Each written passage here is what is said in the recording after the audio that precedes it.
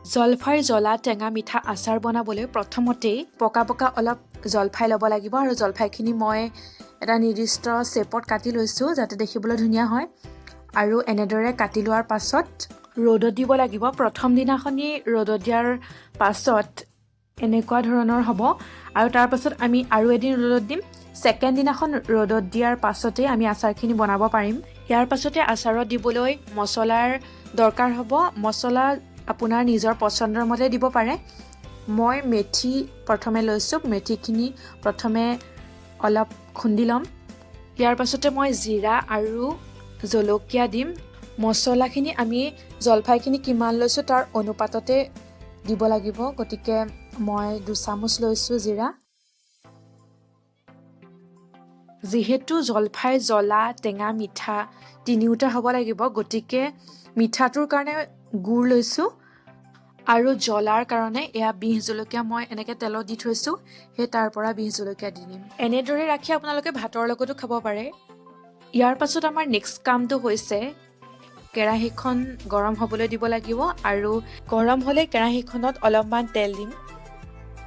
যিহেতু আমি পাছত আচাৰখিনিত গুড় দি দিম, গতিকে এতিয়া জলফাইখিনি ভাজিব পৰাকৈ অলপ তেল দিলেই হ'ব। তেলখিনি গৰম হোৱাৰ পাছতেই আমি মছলাখিনি দি দিম। মছলাখিনি অলপ ৰঙচুৱা হ'বলৈ দিব লাগিব। ইয়াত নিমখ অকণমান দিব লাগিব। এতিয়া নিমখ আপোনাৰ আন্দাজ অনুসৰি দিব পাৰে নিজৰ।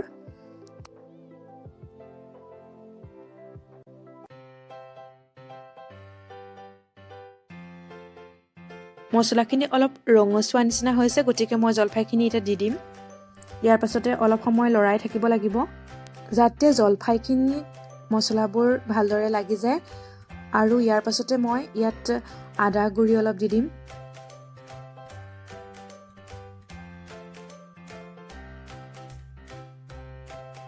ইয়াৰ পাছতে অলপ লৰাই থাকি জ্বলাৰ কাৰণে বিহ জলকীয়া অলপ দি দিম।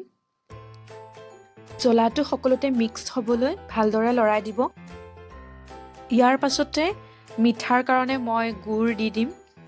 মিঠাটো আপোনালোকে নিজৰ নিজৰ সোৱাদ অনুসৰি কিমানটো সোৱাদৰ লাগে সেইমতে দিব, কাৰণ সকলোৰে জ্বলা আৰু মিঠাৰ সোৱাদটো বেলেগ বেলেগ।